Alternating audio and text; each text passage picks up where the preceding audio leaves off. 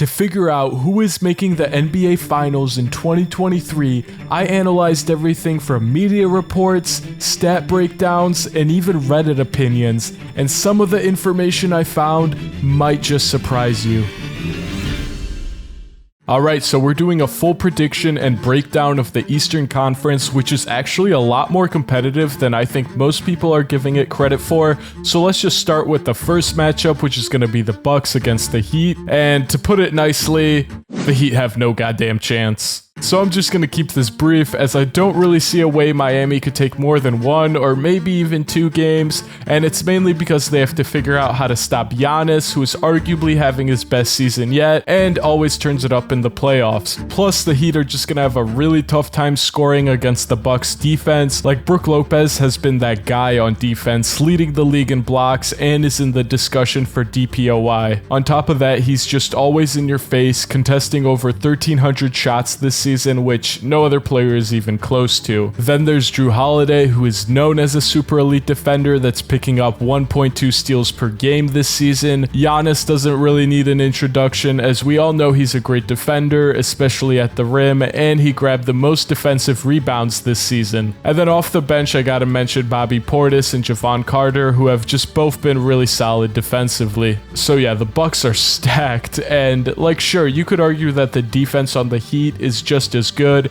as they finished second in points allowed, but the issue is the Heat just don't have the greatest defensive output. In fact, they finished dead last in points scored per game this season, so I think it's safe to say the Bucks are likely to outscore them. Plus, a lot of the Bucks squad has just been turning it up towards the end of the season, which is normally a really promising sign for playoff success. And just to give some examples, Jrue Holiday put up this crazy stat line on 66% shooting from the field versus the Pacers. And then just a couple weeks before that, Brook Lopez put up the most blocks in a single game this season. And if he would have got just one more, he would have got a triple-double with blocks, which is just nuts. Chris Middleton has also been looking solid and put up 34 points against Detroit towards the end of the season.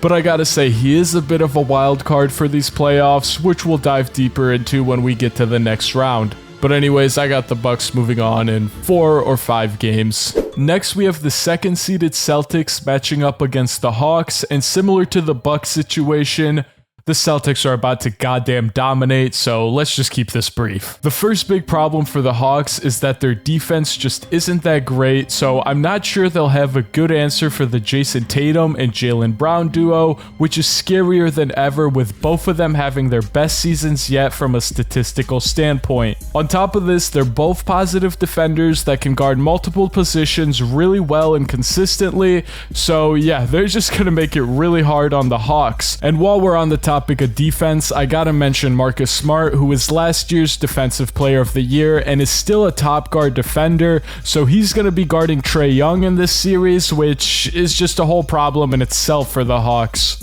And then really briefly, the last thing I want to mention is that the Celtics bench depth is just so good. This season, they picked up Malcolm Brogdon, who could literally be a starter on most teams, but has fit really well into this bench role and has been nothing but positive for this roster. Sam Hauser is a small forward backup who has been shooting a nice 40% from the 3. Peyton Pritchard just put up 30 and 22 in the last 2 games of the season. And then I'm throwing Blake Griffin in there, who might not even play, but if nothing else, he just adds experience and wisdom to this team. So overall, I don't really see a world where the Celtics choke this, so I got them moving on in 4 or 5 games. Alright, so next up we got the 76ers versus the Nets, and in my opinion, the Nets are just outclassed in this matchup, and it's mainly because they have to figure out how to stop this dude.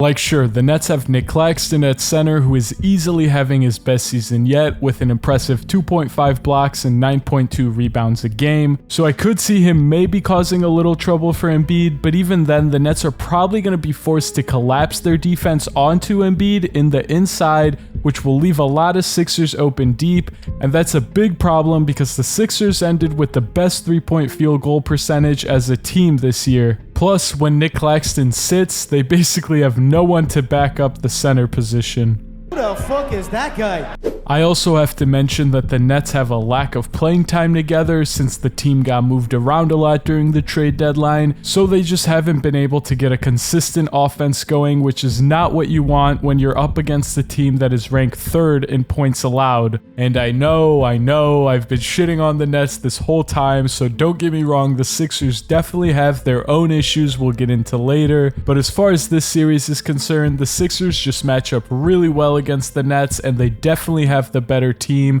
with most notably Harden, Maxey, and Embiid playing really well towards the end of the season. So as long as they don't severely underperform, I see the Sixers getting out of this series in 5 or 6 games. Alright, so for the final series of the first round, we have the exciting Knicks vs Cavs 4-5 matchup. This is going to be a close series, but I do think there's one clear favorite. Let me explain. Looking at how these teams ranked in offense and defense, the Knicks seem to score a lot more while the Cavs can defend way better, so it's kinda even. However, when these teams met during the regular season, the Knicks won 3 out of the 4 games they played, with the most recent win for the Knicks coming just a week ago while they were missing their best player in Julius Randle, and they were at the Cavs' home court.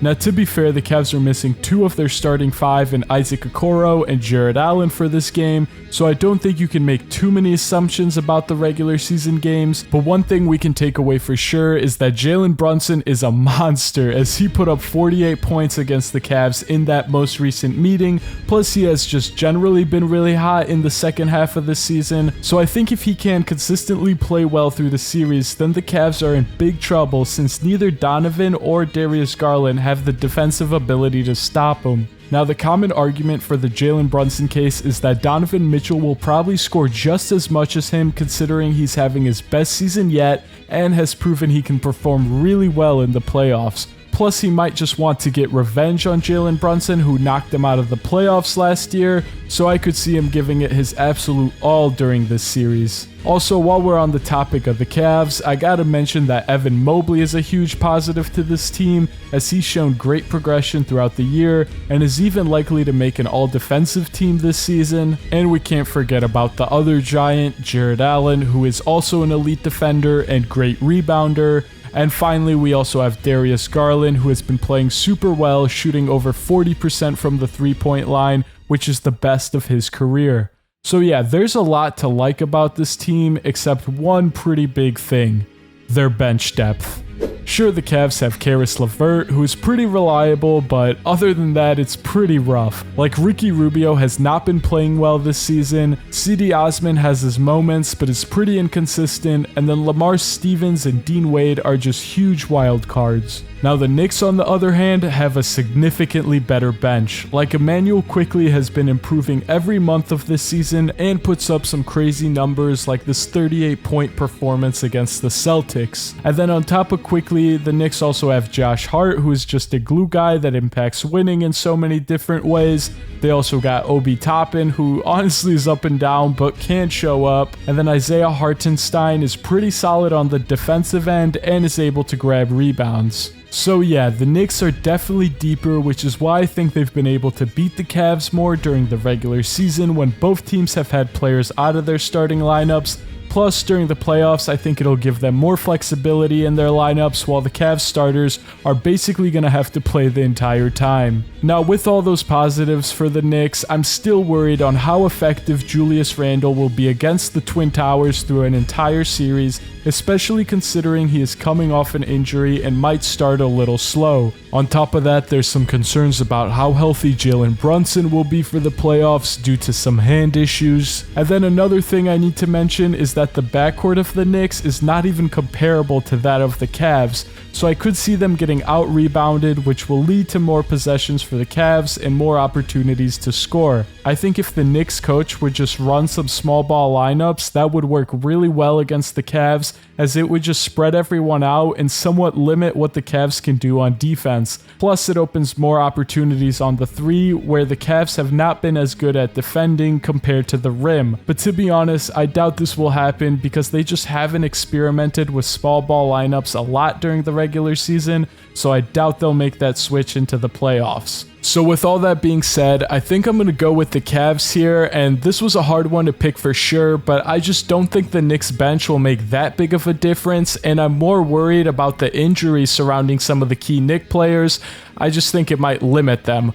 Plus, in general, I think the backcourt of the Cavs will just be too much to handle, so yeah, Cavs in 7 here. Also, really quick, if you've made it this far in the video, consider liking and subscribing. It really helps your boy out. With the Cavs moving on, we're officially into the second round, so let's just start with the Bucks versus Cavs matchup, which is definitely going to be an interesting one, as the Cavs are realistically the best equipped team to slow down Giannis, given that they have Jared Allen and Evan Mobley in the backcourt, who are both defensive tanks that have greatly contributed to the Cavs ending with the #1 defensive ranking in the league this season. So given that information, let's say hypothetically they are able to significantly slow down Giannis' scoring ability, that will leave a lot of pressure on the perimeter shooters of the Bucks, which would be a little bit concerning because one of their best shooters, Chris Middleton, has been a little shaky this season, as he's only shooting 31.5% from the 3, which is the second worst of his career, and then only 43.6% from the field, which is the worst of his career. Also, when you compare these stats to the year they won the championship, it's a huge drop off, which is honestly pretty concerning.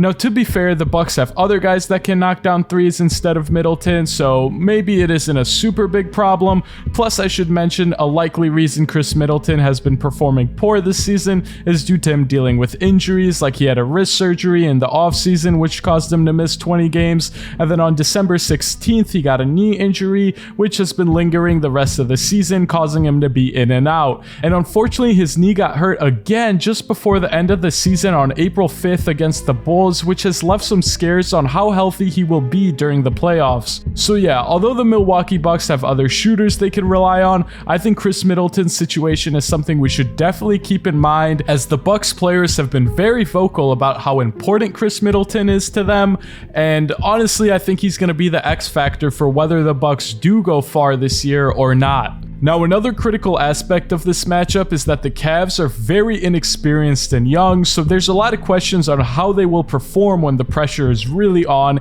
and if their coach, JB Bickerstaff, can even make the proper adjustments and calls throughout the series. We just really don't know. While the Bucks, on the other hand, have so much experience in the playoffs and have won a championship together, so there's no doubt they will be able to perform at their very best. But the final thing I want to mention that I think will give the Bucks the ultimate edge in this series is that the Cavs bench is very lackluster. I literally just talked about this on the Cavs vs Knicks discussion, but it's so much more relevant here because the Bucks actually have a pretty solid bench. I mean, just looking at their second unit, they have Javon Carter, who can defend really well, Joe Ingles, who is a knockdown 3 shooter and has a lot of experience, Pat Connaughton is up and down, but he has his moments, Jay Crowder can play really hard and also has a lot of experience, and then Bobby Portis could basically be a starting center on a lot of different teams. So overall, I think even if Giannis gets slowed down, the Bucks could still get the win due to their experience and depth.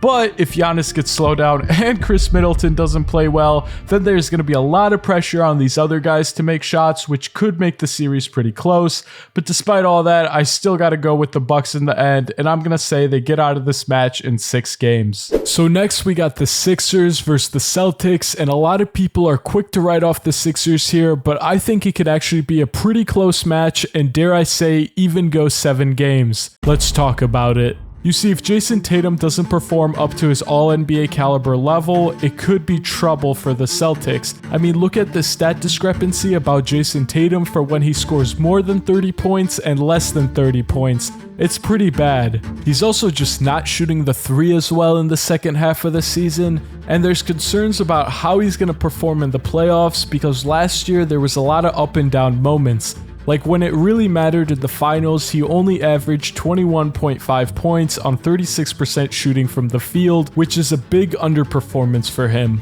On top of this, he had a finals game where he shot under 20%, and when facing elimination, he only scored 13 points in 40 minutes. So I'm not sure if Jason Tatum just doesn't perform well under pressure or what it is, but I had to bring all of this up, which kind of sucks because I'm a Jason Tatum fan myself. but if he underperforms, it's not looking good. Now, another potential pitfall for the Celtics is that Al Horford and Robert Williams aren't able to step it up or play to the same caliber as they did last season. I mean, statistically, both of these guys are having a down year compared to last year's regular season and playoffs, which makes sense since Al Horford is getting older, so there's no doubt he's regressing a bit, and Robert Williams has only been able to play 35 games this season due to various injuries and a surgery during the offseason. So yeah, I'm concerned about both of these guys since last year they stepped up big during the playoffs and were both X factors to making the finals.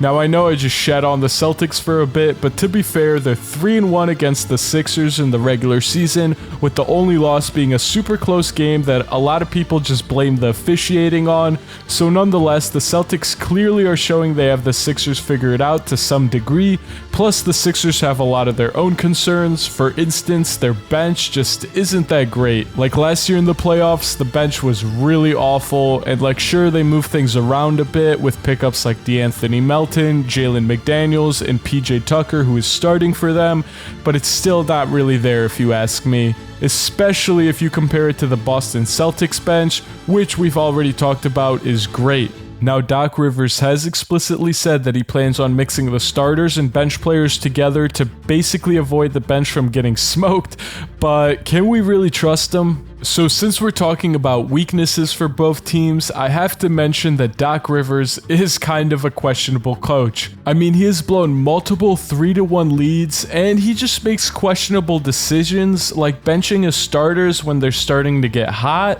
And I'm not even a Doc Rivers hater. He's just actually done questionable things this season, and even James Harden has to draw up the play sometimes. Anyways, despite Doc's coaching and the mediocre bench, I think the biggest X factor for the 76ers in this series is going to be if James Harden can consistently play well while being guarded by Marcus Smart. Like, Harden is the only person that can really facilitate the ball, and no disrespect to Tyrese Maxey, I think he's just a little young and needs more progression in that area.